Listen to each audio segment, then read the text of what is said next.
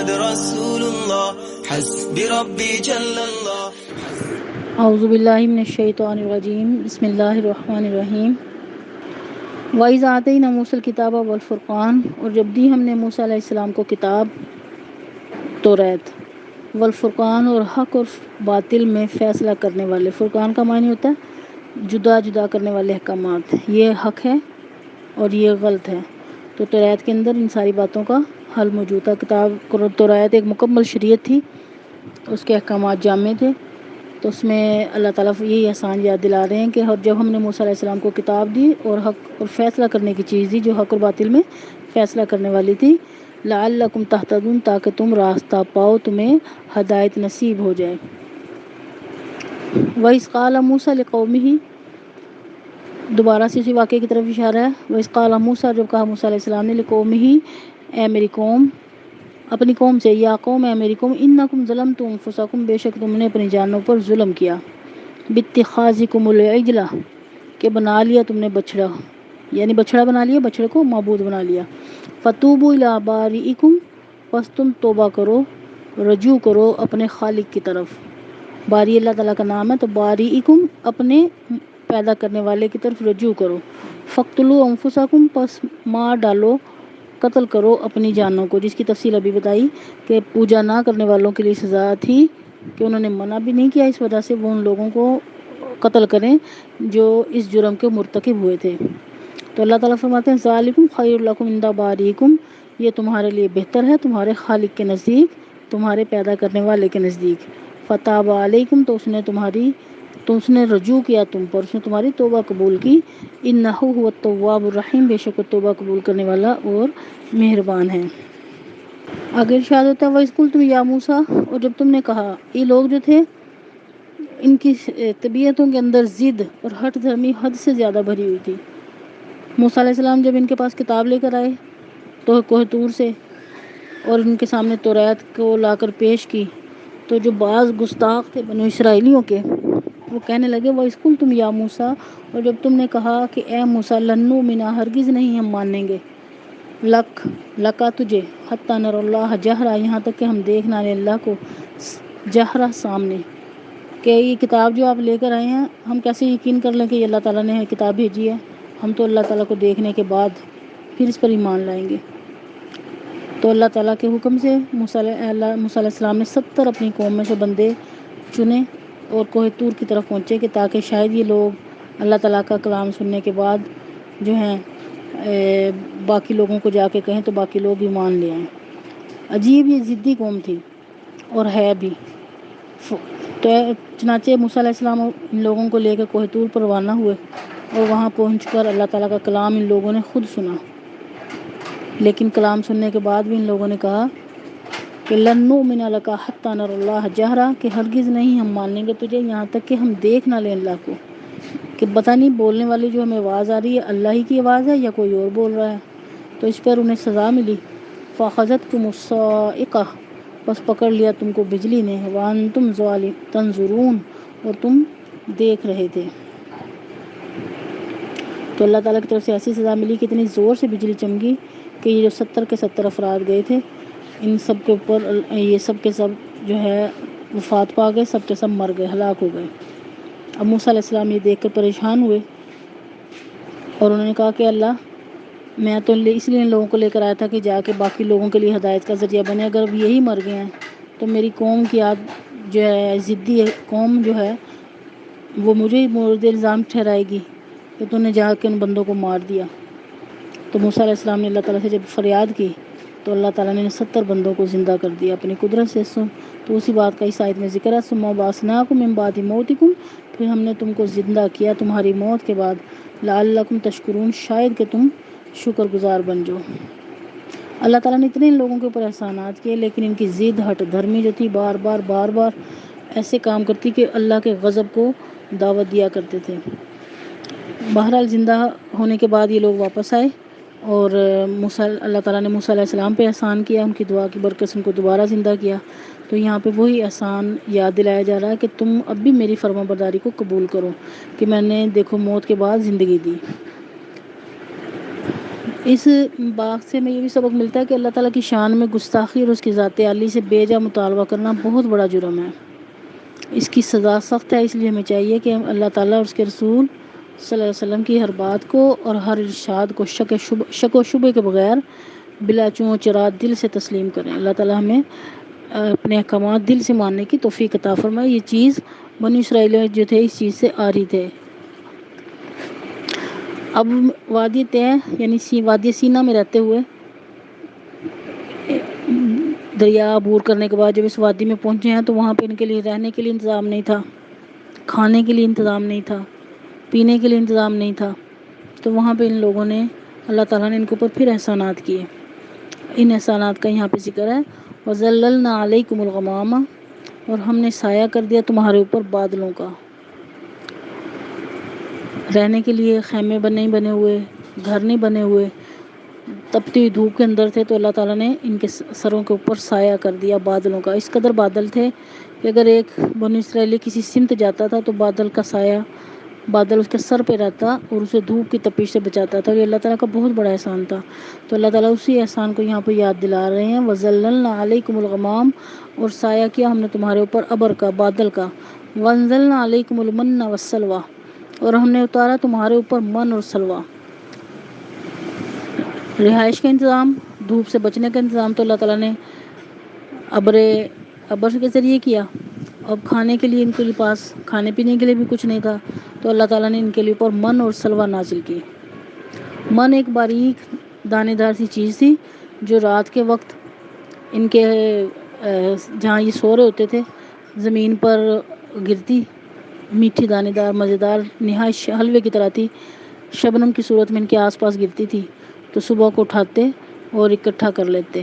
بعض مفسرین نے اسے ترنجبین بھی کہا ہے، من کا ترجمہ ترنجبین میں بھی کیا ہے۔ تو یہ تو من تھا، اور سلوہ جو تھے چھوٹے چھوٹے بٹیر غول کے غول زمین پر اترتے اور پھیل جاتے۔ بنی اسرائیل ان کو پکڑتے آسانی سے اور بھون کر کھا لیتے، اور یہ دونوں نعمتوں کے لیے انہیں نہ تو کوئی زحمت اور تکلیف اٹھانی پڑتی بلکہ خوب مہیا تھی۔ لیکن اللہ تعالیٰ نے موسیٰ علیہ السلام کے ذریعے ان کو تنبیہ کر دی تھی کہ اپنی ضرورت کے مطابق من اور سلوہ لیں اور کام میں لائیں، اور دوسرے دن کے لیے ذخیرہ نہ کریں۔ لیکن یہ ہٹ دھرم قوم بغیر محنت کی ہوئی چیز کو نہ صرف انہوں نے استعمال کیا بلکہ اس کو ذخیرہ بھی کرنا شروع کر دیا۔ جب اللہ تعالیٰ کے حکم کی انہوں نے خلاف ورزی کی اور من و سلوہ کو انہوں نے اکٹھا کرنا شروع کیا، تو اللہ تعالیٰ کی طرف سے من و سلوہ نازل ہونا بھی بند ہو گیا۔ بنی اسرائیل نے جو چیزوں کو ذخیرہ کرتے تھے تو وہ چیزیں خراب ہو جاتی، گل سڑ جاتی، اور اللہ کی نافرمانی کی وجہ سے ان چیزوں کا پھر نزول کا سلسلہ بھی جو تھا موقوف ہو گیا۔ حالانکہ اللہ تعالیٰ کی طرف سے حکم تھا، کلوا من طیبات ما رزقناکم، کھاؤ ان پاکیزہ چیزوں سے جو ہم نے تم کو دیں، وما ظلمونا، اور نہیں نقصان کیا انہوں نے ہمارے پر ظلم نہیں کیا۔ کیوں کہ ولیکن کانوا انفسہم یظلمون، لیکن وہ خود اپنی جانوں پر ظلم کیا کرتے تھے۔ اللہ تعالیٰ کا تو حکم تھا کہ اگلے دن کے لیے تمہیں پھر میسر ہو جائے گا، تم لوگ جمع کر کے نہیں رکھو، اپنی ضرورت کے بقدر لو، لیکن انہوں نے ایسا نہیں کیا، اور ایسا کرنے کے بعد انہوں نے اللہ تعالیٰ کی نافرمانی کر کے اپنے ہی جانوں پہ ظلم کیا۔ تو اللہ تعالیٰ فرماتے ہیں کہ اس ظلم کی سزا پھر انہیں یہ ملی کہ وہ جو من اور سلوہ کا سلسلہ بغیر محنت کے کھانے کی چیزوں کا مہیا ہونے کا جو سلسلہ تھا وہ موقوف ہو گیا۔ تو ان واقعات کے بتانے کا مقصد یہ تھا کہ وہ یہود جو نزول قرآن کے وقت موجود تھے وہ نصیحت پکڑیں اور گزشتہ کے تجربات سے سبق حاصل کر کے اب بھی غلطی سے باز آئیں اور نبی صلی اللہ علیہ وسلم پر ایمان لے آئیں اور اسلام قبول کر لیں۔ اور اگر اب وہ نبی صلی اللہ علیہ وسلم کو نہیں مانتے تو وہ بہت بڑی غلطی کر رہے ہیں، ان کو پچھلے واقعہ سے سبق حاصل کرنا چاہیے۔ آگے آیت میں بنی اسرائیل کی ایک اور سرکشی کا ذکر ہے، جب انہوں نے کہا وَإِذْ قُلْنَا ادْخُلُوا هَٰذِهِ الْقَرْيَةَ، اور جب ہم نے کہا کہ داخل ہو جاؤ اس بستی میں، فَكُلُوا، پس کھاؤ، مِنْهَا، اس سے، حَيْثُ شِئْتُمْ، جہاں سے تم چاہو، رَغَدًا، با فراغت کھلا، وَادْخُلُوا الْبَابَ سُجَّدًا، اور داخل ہو جانا دروازے میں سجدہ کرتے ہوئے، وَقُولُوا، اور کہتے جانا، حِطَّةٌ، بخش دے، نغفر لکم، تو ہم بخش دیں گے، خطایاکم، تمہاری سرکشیاں، تمہاری خطائیں، وسنزید المحسنین، اور جلد ہی ہم زیادہ دیں گے نیکی کرنے والوں کو۔ ایک عرصہ دراز تک جب بنی اسرائیل یہ من و سلوہ سے فیض یاب ہوتے رہے تو کچھ تو ان کے ذخیرہ کرنے کی وجہ سے، اور کچھ لوگوں نے ایسا اعتراض کیا کہ ہم روز ایک ہی چیز کھا کھا کے ہم تو بیزار ہو گئے ہیں، تنگ آ گئے ہیں، ہمیں تو زبان کی لذت کے لیے ایسی چیزیں چاہیے جو زمین سے اگتی ہوں، اس کا بھی ذکر آئے گا آگے، ترکاریوں کی فرمائش کی، پیاز کی فرمائش کی، لہسن کی فرمائش کی، تاکہ ہم یہ چیزیں کھائیں۔ موسیٰ علیہ السلام نے نصیحت بھی کی کہ بغیر محنت کے ملنے والی روزی جو کہ اللہ تعالیٰ تمہیں عطا کر رہے ہیں، اور جس چیز کا تم فرمائش کر رہے ہو وہ زمین سے اتنی محنت کے بعد حاصل ہونے والی چیزیں ہیں، تو تم کیوں ایک ایسی چیزوں کا ارادہ کر رہے ہو جو کہ تمہیں مشقت کے ساتھ بھی حاصل ہوں، اور بنا مشقت کے اللہ تعالیٰ اتنا تمہارے پر احسان کر رہے ہیں، تمہیں کھانے کو دے رہے ہیں۔ لیکن ان لوگوں نے موسیٰ علیہ السلام کی بات نہیں مانی اور اسی بات پہ اڑے رہے۔ چنانچہ اللہ تعالیٰ کی طرف سے پھر حکم ہوا کہ آپ ان لوگوں سے کہو کہ یہ وادی طے سے نکل کے قریبی جو علاقہ ہے اس جگہ شہر میں داخل ہو جائیں، اور داخل ہوتے وقت ان چاہیے کہ یہ سجدہ کرتے ہوئے جائیں اور اللہ تعالیٰ سے کہتے جائیں کہ ہماری خطاؤں کو بخش دے۔ لیکن یہ ظالم لوگ اگر ویسا کرتے تو اللہ تعالیٰ فرمایا وَسَنَزِيدُ الْمُحْسِنِينَ کہ ہم زیادہ دیں گے نیکی کرنے والوں کو، کہ اگر جیسے کہا جا رہا ہے انہیں وہ چیزیں بھی ملیں گی اور سجدہ کرتے ہوئے جائیں گے اور کہتے ہوئے جائیں گے کہ ہمیں بخش دے، تو اللہ تعالیٰ فرماتے ہیں کہ ہم ان کی خطاؤں کو بھی بخش دیں گے جو پیچھے ہو چکی ہیں، ہم نے ایسے نیکی کرنے والوں کو زیادہ عطا فرمائیں گے۔ لیکن ان لوگوں نے کیا کیا، اس بات کا بیان اگلی آیت میں آتا ہے، آیت نمبر 59 میں، فَبَدَّلَ الَّذِينَ ظَلَمُوا تو بدل ڈالا ان لوگوں نے جنہوں نے ظلم کیا تھا، قولا بات کو، غیر الذی قیل لہم اس بات کے سوا جو ان سے کہی گئی تھی۔ یعنی اللہ تعالیٰ نے تو حکم دیا تھا کہ تم نے جب دروازے سے شہر کے دروازے میں داخل ہونا ہے تو سجدہ کرنا ہے، اور سجدہ کرنے کے ساتھ ساتھ تم نے زبان سے کہنا ہے حتتن۔ حتتن کا مطلب ہے کہ اے اللہ ہماری خطاؤں کو بخش دے۔ لیکن یہ ظالم اور استہزاء کرنے والے لوگ تھے، اللہ کے حکموں کو مذاق اڑانا ان کے گھٹی میں پڑا ہوا تھا، تو ان لوگوں نے اس بات کو ہی بدل دیا۔ تو بدل ڈالا ان لوگوں نے جنہوں نے ظلم کیا تھا بات کو سوائے اس کے جو ان سے کہی گئی تھی۔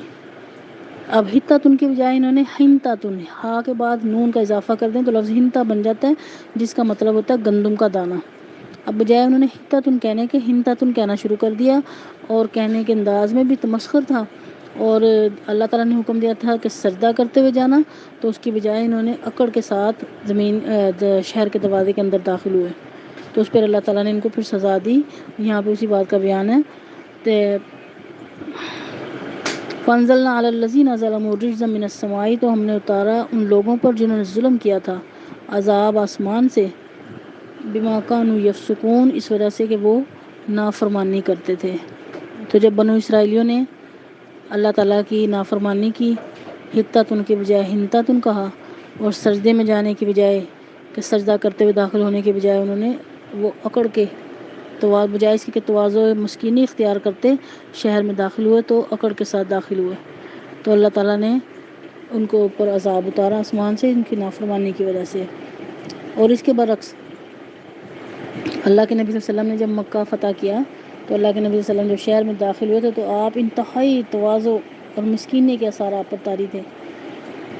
حدیث میں آتا ہے کہ اللہ کے نبی صلی اللہ علیہ وسلم جس ٹائم مکہ میں داخل ہوئے ہیں مکہ فتح کرنے کے بعد، تو آپ اونٹ پر سوار تھے اور آپ کا سر اس قدر جھکا ہوا تھا کہ بار بار کوہان سے ٹکرا رہا تھا۔ تو اللہ کے نبی صلی اللہ علیہ وسلم نے اپنے کردار سے ہمیں یہ سبق دیا کہ فتح جو ہے اللہ کے ہاتھ سے ہوئی، تو ہمیں اپنے آپ کو اللہ کے آگے سروں کو ہمیشہ پست ہی رکھنا چاہیے۔ اور آپ صلی اللہ علیہ وسلم کی تقلید میں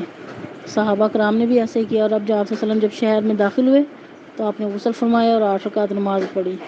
حضرت سعد بن وقاص رضی اللہ تعالیٰ عنہ نے جب ملک ایران فتح کیا تھا اور کسریٰ کے شاہی محلات میں داخل ہوئے تھے فاتحانہ انداز میں، تو نبی صلی اللہ علیہ وسلم کی سنت کے مطابق انہوں نے بھی 8 رکعتیں شکرانے کی ادا کی۔ یہاں پہ صحابہ کرام کی برتری بھی ثابت ہوتی ہے کہ صحابہ کرام نے کتنی نبی صلی اللہ علیہ وسلم کی ساتھ دیا، کس طرح عاجزی کے ساتھ دیا، اور اللہ کے نبی صلی اللہ علیہ وسلم نے کے ساتھ جب جنگیں کرنے کا وقت آیا